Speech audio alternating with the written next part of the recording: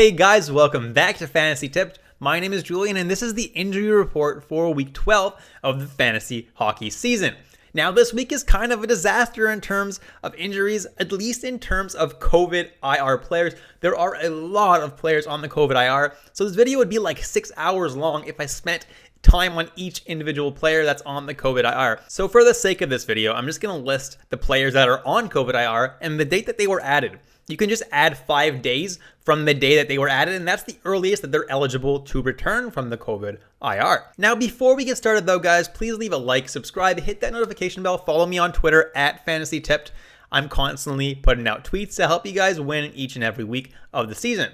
Let's jump right into it now and let's take a look at that COVID list. And as you can see, the first guy on my list is Ryan Getzlaf. So like I was saying before, the earliest he would be eligible to return is January 7th. You just got to add 5 days from the date that he was added to the list. So the list is Getzlaf, Zegras, Boyd, Cousins, Tokarski, Lankinen, Bjorkstrand, Werenski, Robertson, Heiskanen, Lindell, Hintz, Ryan Suter, Jamie Benn, lots of Dallas Stars right now as you can see, Sam Reinhart, Dustin Brown, Jonas Brodin, Jeff Petrie, Jake Allen, Ben Sherratt, Mike Hoffman, a good amount of Habs there too, Oliver Wahlstrom, Brock Nelson, Artemi Panarin, Josh Norris, Kasperi Kapanen, Jeff Carter, Mario Ferraro, Vince Dunn, Austin Matthews, who was just added this morning, Brock Besser, and Vitek Vanacek. Apologies if I missed anybody, there really are a lot, so it's possible that I missed 1 or 2 guys for sure. So jumping into the actual injury report, and first on the list is Adam Henrique, and apparently he's still a couple of weeks away from returning, so don't expect him back anytime soon. He's still not skating, so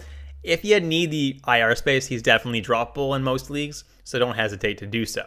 Next is Jakob Chychrun, and about a week ago, it was announced that he's still 2 to 3 weeks away, and just today, it was announced that he's very close to a return, so you can expect him back in about a week, so probably not in your lineup this week, but definitely a good possibility to be in your lineup next week. So next are the Columbus goalies Elvis Merzlikins, Jonas Korpisalo, and even Daniil Tarasov.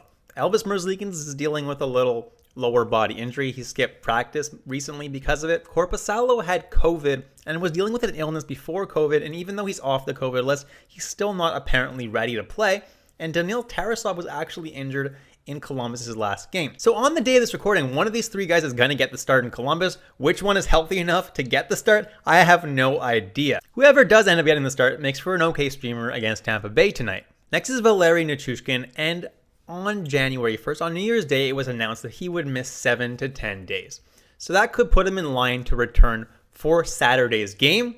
It seems more likely, though, that he'll return at some point next week. Until then, GT Compher is taking his spot on the second line with Nazem Kadri and Burakovsky. Next are Mike Smith and Ryan Nugent-Hopkins of the Edmonton Oilers. Mike Smith is dealing with a day-to-day injury, shouldn't be out too long, hopefully. Until he does play again, Mikko Koskinen is going to be once again the starter in Edmonton. So if you own Mike Smith, might be prudent to pick up Koskinen just in case he stays out a few games.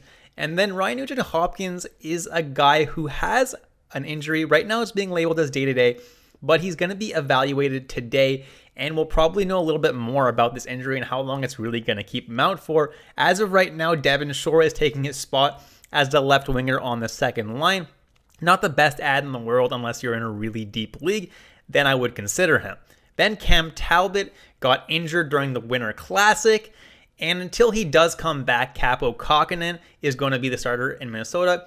Talbot is already confirmed to not play on Thursday, which is kind of a bad sign that they're confirming that he's not starting this far in advance. Maybe they just want to keep him healthy down the stretch, but it looks like Kakkonen will get the start on Thursday and likely will probably start their next game on Saturday as well. Next are Joel Eriksson-Ek and Jared Spurgeon, who according to GM Bill Guerin are going to miss a couple of weeks. Does it actually mean 2 weeks?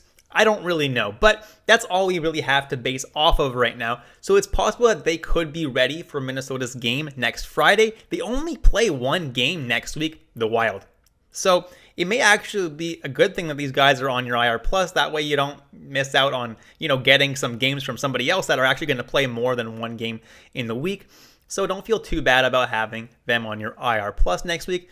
They could be back as of Friday. If not, they'll probably be back the week after that. Next is Brendan Gallagher, and he's currently day-to-day with an injury, but the Habs don't play this week, so having him on your IR Plus is probably the best thing right now, and it's possible that he could be back as soon as next week. Next is Tyler Toffoli, who underwent hand surgery on December 11th, and that recovery timetable was about 8 weeks, so he should be back around February 5th. Don't expect him back until then. If you need the IR space, you can consider dropping him since the Habs have been really bad this year.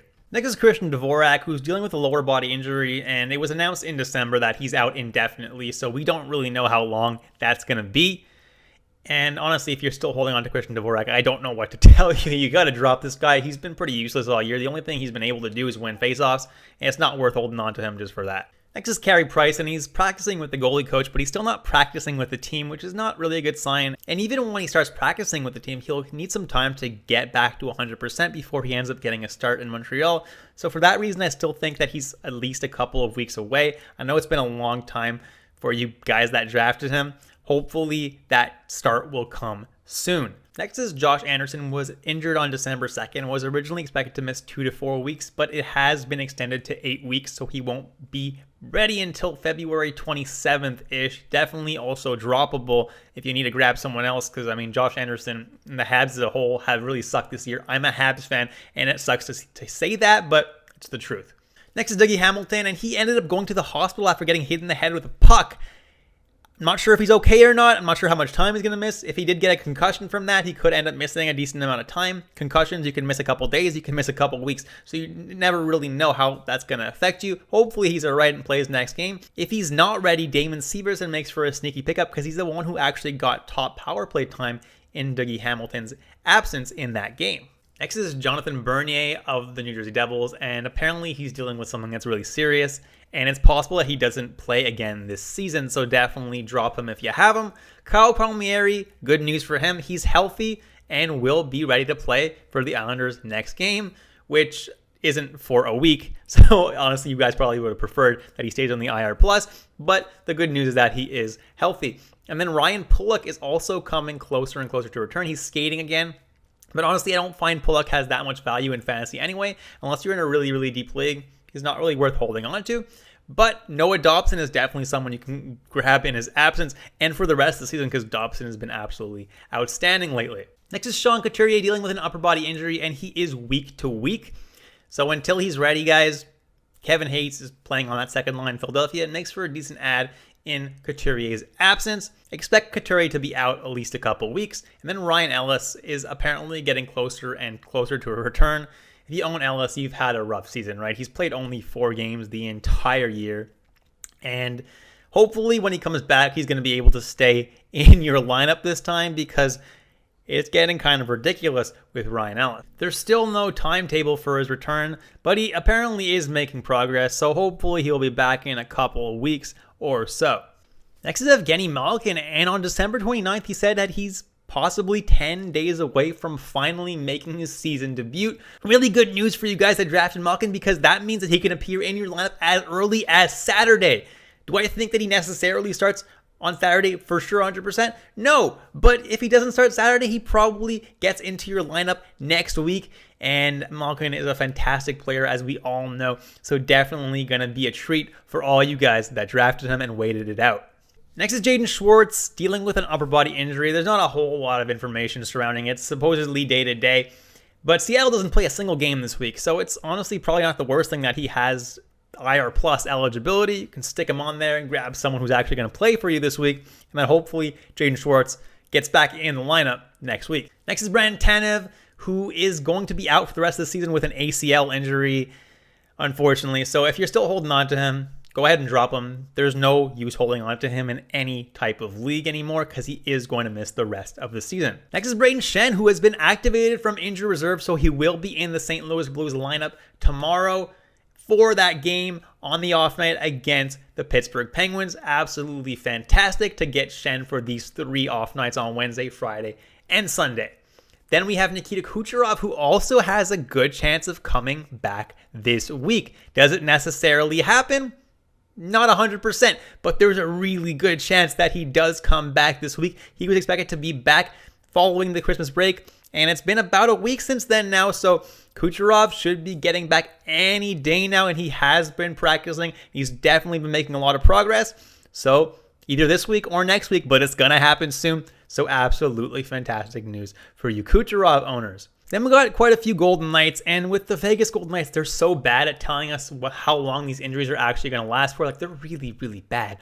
For Robin Lehner, it was supposed to be a day-to-day injury, but he's missed quite a few games at this point, and it's finally been announced that he has been practicing. He's not going to play tonight, the day of this recording, but he could play Vegas' next game on Thursday. There's a decent chance that he does if he can practice enough to get himself enough confidence to play that game. Then we have Max Pacioretty, who Yahoo's been screwing us all over with and putting him on NA status. Listen, according to Cap Friendly, he's been put on IR. And even if he wasn't put on IR, why does he have NA status? It doesn't make any sense. He should be either given the out status or the day-to-day status. That's how every other injury goes. So I don't know why Pacioretty is any different just because he got surgery. It doesn't make any sense. Either way, Max Pacioretty is going to be out until March, it looks like.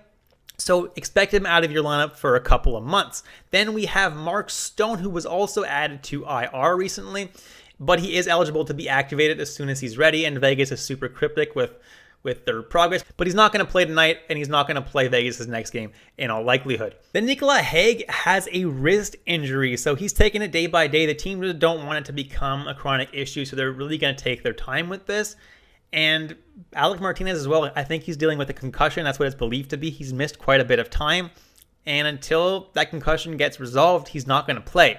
The team's going to be extra cautious with that as well. Until then, guys, Dylan Coghlan has been getting some power play time on Vegas' second power play. So if you're desperate, he's not the worst ad. Nothing new to report on Jack Eichel. He's going to be missing until at least February or so. Then TJ Oshie and Nicklas Backstrom are dealing with just simple illnesses that are not COVID related, so they definitely could be back as soon as their next games. And then Blake Wheeler was supposed to be out for weeks. He's actually eligible to come off LTIR this week, but it doesn't seem like he's that close, so I expect him to miss at least another couple weeks. And until then, guys, Paul Stastny makes for an excellent addition because he does get to play on that top line with Mark Scheifele, and so far has been playing very well. That's it, guys. Thank you so much for watching all the way through. Please leave a like, subscribe, hit that notification bell. I hope you really enjoyed the content today, guys, and I'll catch you in the next episode of Fantasy Tipped.